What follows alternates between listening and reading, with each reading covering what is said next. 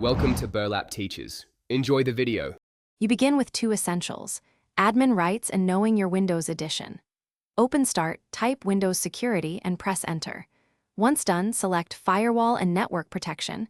This puts controls in view. Make sure to save open files. Changes may prompt UAC.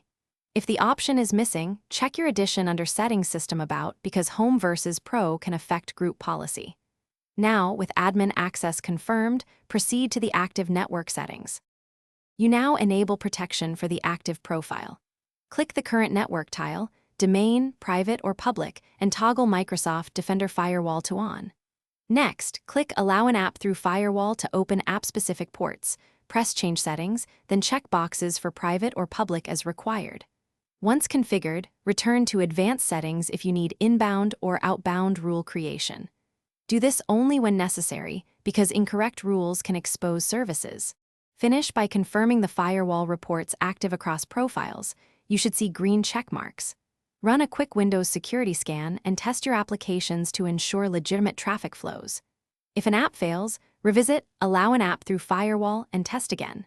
If settings behave oddly, reset Firewall to default in Firewall and Network Protection. This restores baseline rules. One key troubleshooting tip: temporarily disable third-party security suites because they often override Windows Firewall and cause conflicts. Thanks for watching. Consider subscribing if this video helped you.